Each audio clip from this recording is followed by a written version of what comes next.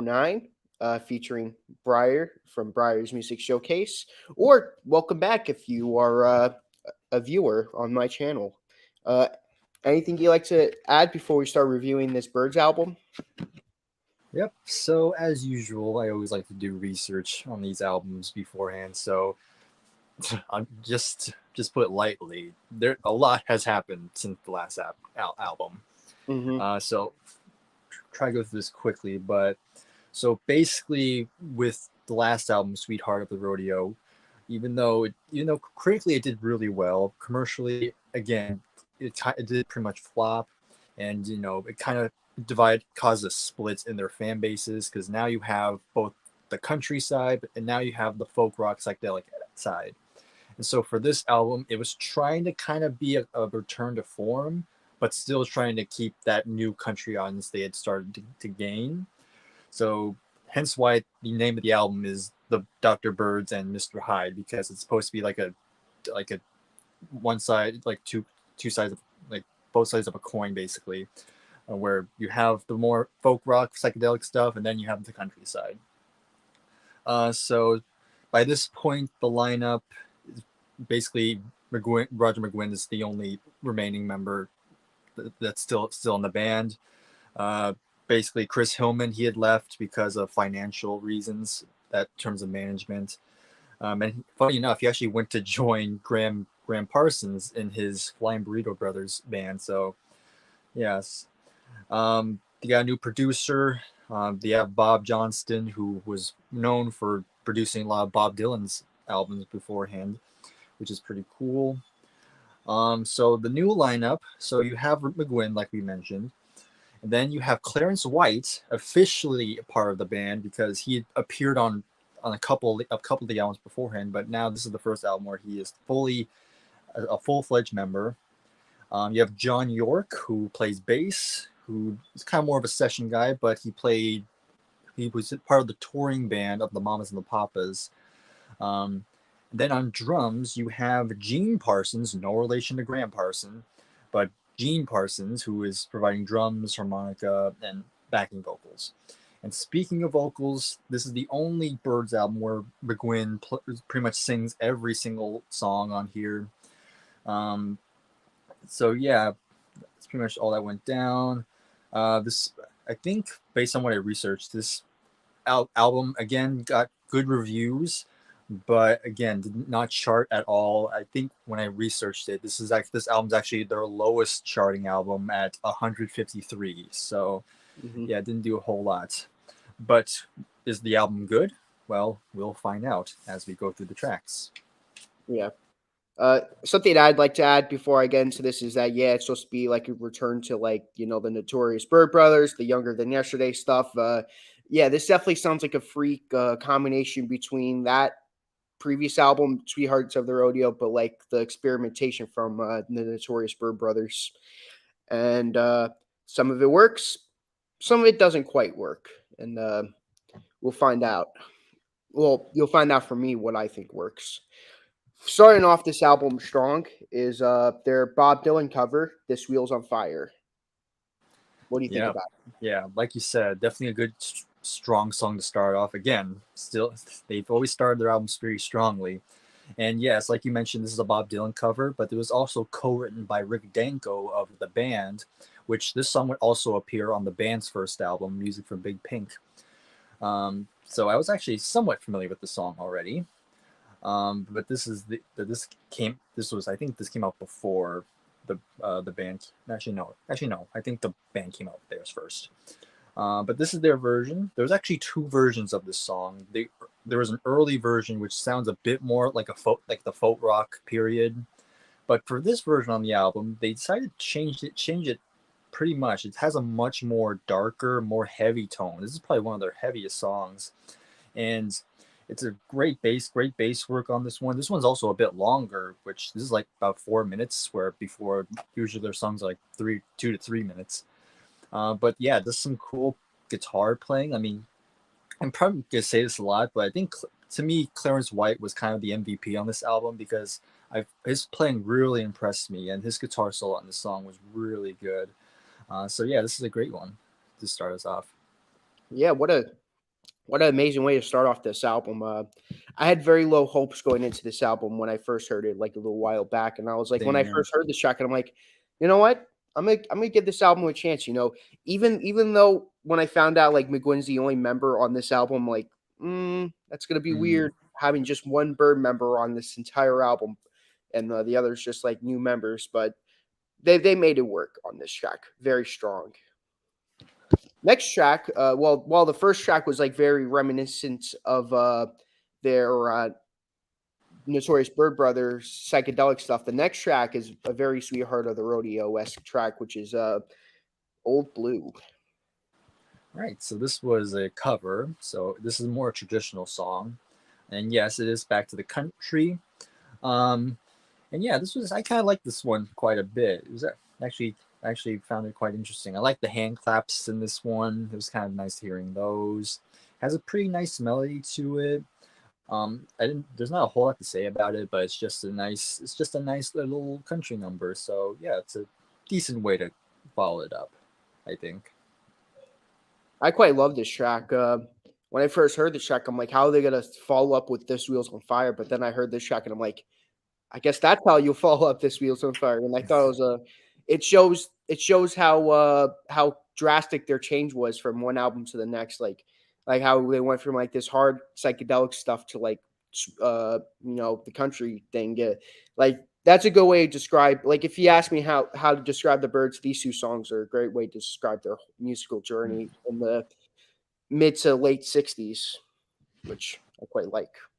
Yeah, this is one of my favorite songs on the albums. I'm not going to tell you where it ranks on my top 5 favorite songs on the album, but it ranks pretty high. All right. Uh, Next track on the album, Your Gentle Way of Loving Me. All right. So another cover. Um, and yeah, the first two songs were definitely great. This song definitely not as strong as the other two. It's kind of again, Clarence White has some great playing on here, and that's kind of why I don't like the song. Actually, it actually adds some more another element to it. But if you were to get rid of White's playing, this kind of more is more on the line of that generic country sound that I'm not a huge fan of. But again, it's really Clarence White who saves this track for me. So it's still an okay song, but it's not one of my favorites. Okay, that's fair.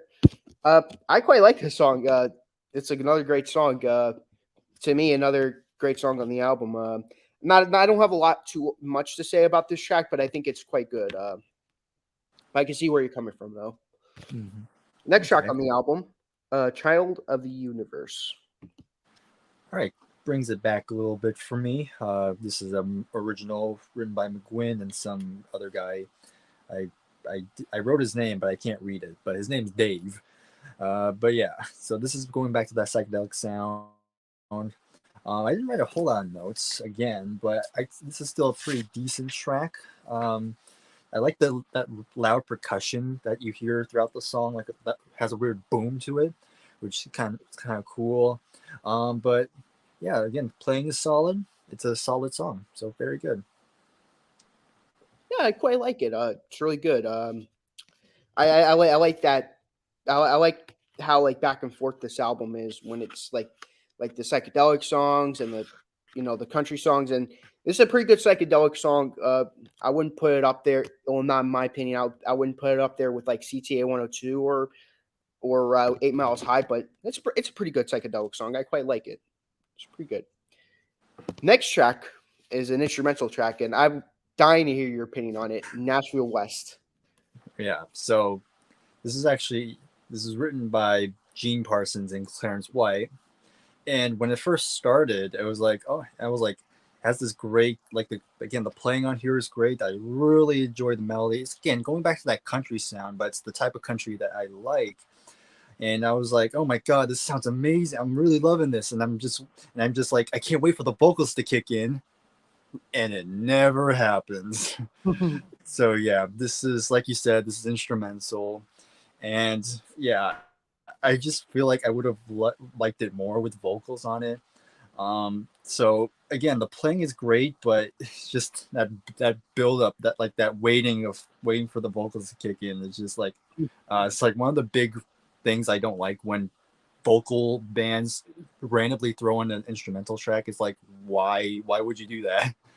Um, like I'm fine with if it's all instrumental, like jazz albums, like I'm fine with that. But if it's like a very vocal band, and the Byrds are a very vocal band, then if they do an instrumental, it's like, why is this here? So it's, again, the playing is still really good. I can't hate it too much, but yeah, it was a big letdown for me. That's fair. That's very fair. Um, yeah. I quite well, when I first heard it, I was expecting vocals to be in it, but the last time they did an instrumental track was on their Fifth Dimension album, Captain Soul, and Right. I And told you yeah, how I much wasn't a fan of that one. I wasn't a fan of that one either, I don't think. I wasn't crazy about that track, but this track, I love this track. This is I I even though you kind of expect the vocal to go in, it keeps me interested the entire time. I don't put it down that there isn't any vocals. Would it have been nice if there was vocals? Yes. Am I mad that there's no vocals? No. Hmm. Like I said, am I very disappointed? Yes, but am I going to take the track down not just because it doesn't? No. Okay, that's fair. I can see it. Again, the playing is great, but yeah, Yeah. I see where you're coming from. Unlike Captain Soul, where it's just a boring instrumental track, and I'm just like, okay, when's the next track? This is like a track where I'm like, oh man, it's over already. And I thought the scream at the end was pretty entertaining. Oh yeah, I forgot about that. Yeah, It just, that was definitely like, oh, where'd that come from? mhm. It gets me almost every time. It's really good. Side two opens up with drugstore truck driver man, which is not popular, but I'd say would be the most popular off this album. If there is a popular song on the album, it's on a couple of their greatest hits albums. Yeah, yeah, this definitely gets brought up from time to time. So this is a McGuinn song. It was actually one of those last songs he wrote with Graham Parsons before he left. And yeah, going back to that country sound, I actually quite like this song. I found it very enjoyable. I like the pedal steel guitar on it. I thought it sounded really nice, and of course Clarence White again coming in with his guitar work on it. Yeah, just spectacular stuff. So it's definitely another highlight for me. So yeah, I like this. This is another really good one, in my opinion. Yeah, I quite like it. It opens up side two pretty well, especially after that amazing instrumental that they close out the first side with. It makes you anticipate the next side, and yeah, it's pretty good. I quite like it. Uh, King Apathy 3. Okay, this is written purely by McGuinn. And man, this is a good rock song. Like this is pretty much a good guitar song. Like Clarence White's going at it. McGuinn is also doing really good on here. Again, it still has that country flair to it, but it sounds really good. Yeah, I mean, the only thing I would say is that I feel like McGuinn singing on this track could. I feel like this is not the song for him, and I don't mean that in a bad way. It's just I feel like his voice doesn't quite match the playing that's involved in this one. Like if it seems like it would need somebody with more heavy sound to it. McGuinn kind of sounds a little bit weak on it, but I'm willing to forgive it because I think the guitar playing on here is what makes up for it. So this is actually one of my favorites on the album, in my opinion. So yeah. I like it. It's pretty good. The writing's pretty good. The instrumentation's really good. I do agree the vocals could be a little like more like better. McGuinn has really good vocals, but I agree it doesn't fit this song. Mm. But it's pretty good though. Yeah, and it kind of going back to that's the problem with McGuinn as the sole lead singer, because the reason why the past albums worked because you had that revolving door of different vocalists. You had Chris Hillman had a great voice. David Crosby, I mean Gene Clark as well. Like we had all these different people providing different voices in the band, and I feel like I don't know who would fit the song better, but feel like if this probably be a song meant for somebody else. Hmm. Yeah, I agree. Next song on the album, Candy. All right. Okay, so another original, McGuinn and John York collaborate on this one. Another kind of a country song. Has a nice intro. I like the sound of guitar on that in the beginning. But then once that intro ends, it kind of goes back to your again that generic country sound. But again, thing that saved it was Clarence White, who does a great guitar solo on it. Just it sounds fantastic. Still kind of became more middle of the road in the long run for me, but yeah, Clarence White just I keep talking about him, but yeah, like I said, he's the MVP in this album. Yeah, I really like this song. The whole song is really good, especially the intro. I was gonna mention that, but I'm glad you mentioned it. The intro is definitely the best part of the song. Mm. I really enjoy the song. Yeah, I love this track. It's really good. Next track on the album, "Bad Night at Whiskey." Okay, so this was again another original. We have McGuinn, and he collaborated with somebody named Joseph Richards, and this is one of the singles for this album. Um, Again, another this was another one of my favorites. Again, it has a really cool guitar riff to it, and I just love the rhythm to it, to the whole song. And again, the playing by Clarence White is just really, really good. So, yeah, I didn't write a whole lot to say on this one, but it became one of my favorites on this album. So very good. Yeah, I think it's really good too. I wouldn't consider it to be a top five favorite, but very close. Like Mm. very like this close. This was like it would be my number six spot. It was this close to being on my top five favorites, but just barely wasn't there. Too bad, really. Last track on the album, Medley, My Back Pages, BJ Blues, baby, what do you want to do with? What do you want me to what do you want me to do? Okay. I'm just gonna be straight up. This was just straight up filler, in my opinion, because we they did back pages again. I mean, they already did it great on Younger Than Yesterday, so I don't know why they had to bring it back here. And the other two songs they include are fine, but definitely a very to me it's a very weak way to close out the album. It's not their worst closing song, but I mean, it could yeah, be the Learjet song. yeah, nothing can top that one. But it's just like to me that brings up the biggest flaw with this album for me is that I think it's kind of you can kind of tell this is they probably didn't have that much great material, so they were just kind of especially they were just kind of using whatever they had just to fill in the album, and this was probably the prime example of that. So again, it's fine, but it's kind of like it's like well, it's kind of just there. It's a head scratcher, really. Yeah. I think this is yeah. I don't like this track at all. It's as you would say, straight up filler. It like once you're done with Bad Night at the Whiskey, just take off the needle and boom, that's the end of the Yeah. album. This track is just I don't know. I don't even know what to say. That's how weak it is. Mm, I mean, it's no hats off to Roy Harper bad, but it's not strong. It's very yeah. weak. Okay, to end off the negativity. Well, five favorite songs, a dishonorable song, and your album rating. All right. So my top five favorite songs on here. Number five, I have Drugstore Truck Driving Man. Number four, Old Blue. Number three, King Apathy the Third. Number two, Bad Night at the Whiskey. And number one is This Wheel's on Fire. And for dishonorable song, just gonna give it to the medley, the last track. So and then my rating, I'm gonna give this. I think I gave this. I think I gave the same rating to this to the last album, but I'm gonna give this a 7.75 as well.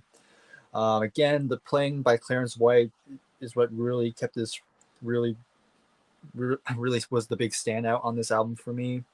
For the most part, a lot of the songs are pretty solid. But the only thing that makes me dock points off it is that because they're trying to recapture their old audience, but also keeping the old audience, the album is not as cohesive as the previous ones. And again, with because McGuinn's the only main only remaining member, the harmonies just aren't as tight, and again, the lack of material that they probably didn't have that much songs for this album. But yeah, it's still a pretty solid album. Um, we'll see how the other albums go, but yeah, I wouldn't say this album's bad or anything. It's just definitely has some weak moments on here, and also the album cover is kind of weird. I actually quite like the album cover. It shows their like their psychedelic side, but then it shows their countryside on Yeah, one cover. but it's kind of weird how they're just coming out of their own heads. Yeah, that's fair. Yeah. Yeah, this definitely perfectly it definitely it's like one of those rare cases where the album cover perfectly depicts the music that's in it, Mm, I'd say. okay. Yeah. I mean, it's not as as iconic as the album cover that replaced Crosby with the horse, but You're right. still pretty good. Hmm. My five favorites would be not my number five would be Bad Night at the Whiskey. Uh, my number four would be Candy. My number three would be This Wheel's on Fire. My number two would be Old Blue, and my absolute favorite is the instrumental Nashville All West. right. Okay. Cool. As my dishonorable track, I agree with Garrett. Garrett, I agree with Breyer. Yeah, Garrett's music showcase would be the medley. That medley really just like if it wasn't for the medley, I'd rate the album an 8.75 out of 10. But with the Okay. medley included, I'd give it just a straight up 8 out of 10. All right. That's a fair score. I mean, for Bird albums, like the last three albums, I was giving them 10 out of 10. So, pretty not low, but like definitely a lot lower than the last three scores I gave. Yeah, I agree. There like I could get the frustration from a lot of old time Bird fans who because there's a lot of comments on the video saying this isn't the real Birds, Mm, sucks. It's only McGuinn. It's might as well just be a McGuinn solo album, which mm. those are fair points, but I quite like this album. This is a good album. Yeah, it's pretty Like solid. there's not a single besides the 10th track, I don't find any song to be that weak. Yeah, no, not really. Again, none of the songs are really bad, but yeah, it's just that some albums have stronger songs. Hmm. Doesn't mean it's a bad album. Yeah. Uh, Next album though, I quite like. Is definitely better than this album. It's called Ballad of Easy Rider. I'm looking forward to us reviewing that one next week. Then after that, they have a double album, half live, half studio. So excited for your opinions on that. They have an entire side for 8 Miles High. So Oh, okay. Yeah. I don't know. I don't know. I don't know how I'm gonna. I haven't listened to the live tracks. I only listened to the studio half of the album, and I like the studio. I have it on vinyl, so I like the studio half, but I don't have any opinions on the live half on that. Okay.